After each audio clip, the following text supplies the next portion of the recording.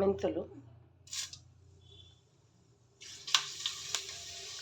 చెక్క,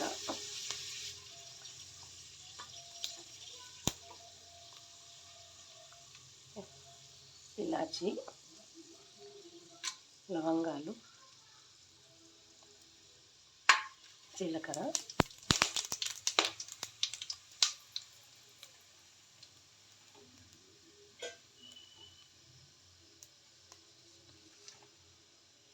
మిరియాలు,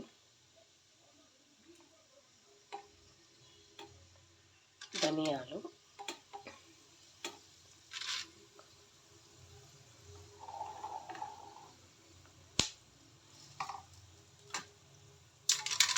శనగబేళ్ళు, ఉద్దిబేళ్ళు,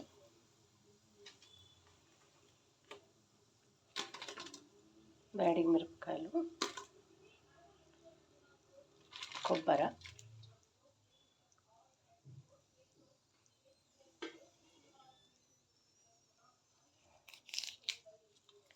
కరివేపాకు, పసుపు.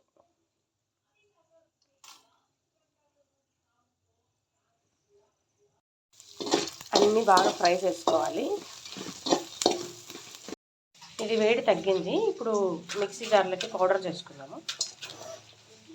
అందులోనే ఇలా పౌడర్ చేసేసుకున్నాను.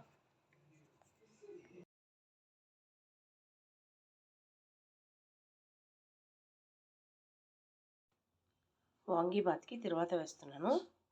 ఆయిల్ వేసుకున్నాను. కొంచెం ఆయిల్ ఎక్కువగానే పడుతుంది. తిరువాత గింజలు, కరివేపాకు, బ్యాడిగి మిరపకాయలు, ఒక స్పూన్ జీలకర్ర,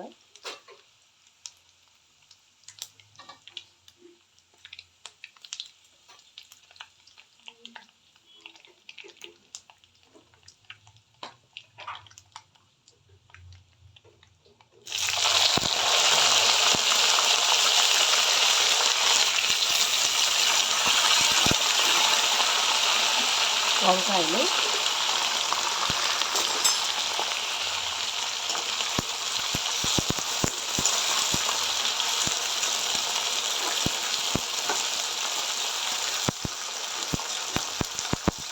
ఆయిల్లో వంకాయలు మగ్గుతున్నాయి కదా, ఇప్పుడు సాల్ట్ యాడ్ చేద్దాము.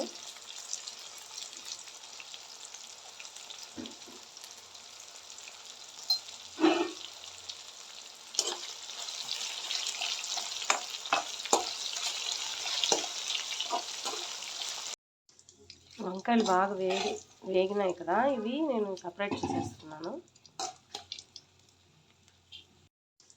వంకాయలు బాగా వేగినాయి కదా, ఇవి నేను సపరేట్ చేసేస్తున్నాను. ఇవి సపరేట్ చేసేసాను. ఇప్పుడు ఇదే ఆయిల్లోకి చింతపండు నీళ్ళు వేస్తున్నాను.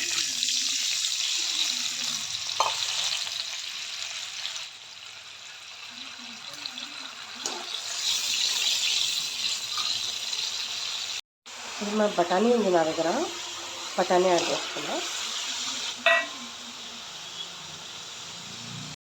ఇప్పుడు నేను మిక్సీ పట్టి రెడీ చేసుకున్న వాంగీబాత్ పౌడర్ని యాడ్ చేస్తున్నా.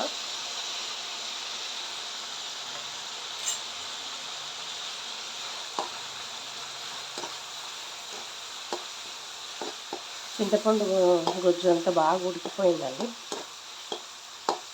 వాంగీబాత్ పౌడర్ యాడ్ చేశాను. అదొక 1 మినిట్ అంతే, కొంచెం అట్లా.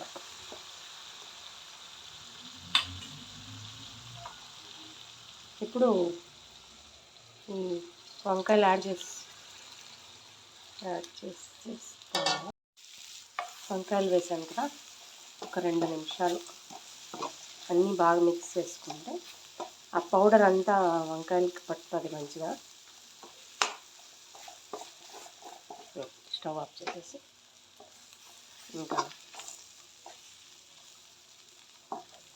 వాంగీబాత్ గొజ్జు అయితే రెడీ అయిపోయింది.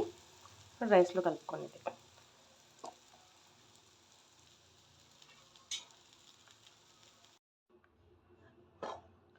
రైస్ యాడ్ చేసేసి మిక్స్ చేద్దాము. వంకాయ వాంగిబాత్ రెడీ అయిపోయింది. టేస్ట్ చేద్దామా?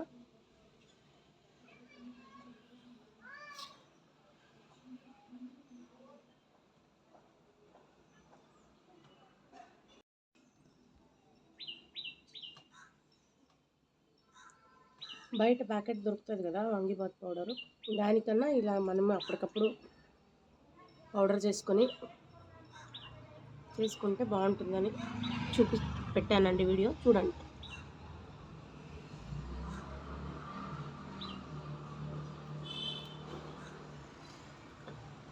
అప్పటికప్పుడు ఆయిల్లో అన్నీ ఫ్రెష్గా మసాలాలు వేడి చేసి ఫ్రై చేసుకొని మిక్సీ పట్టుకొని పౌడర్ చేసుకొని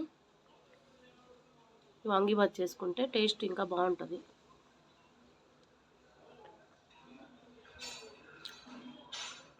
బయట దొరికే ఆ పౌడరు ఇన్స్టెంట్కి పనికి వస్తుంది కదా, కానీ ఆ పౌడర్ మీరు ఫ్రిడ్జ్లో కూడా పెట్టుకోవచ్చు, బయట కూడా పెట్టుకోవచ్చు, ఎప్పుడు కావాలో అప్పుడు చేసుకోవచ్చు. ట్రై చేయండి, బాగుంది, నాకు నచ్చింది. మీరు కూడా ఒకసారి చేసుకొని చూడండి.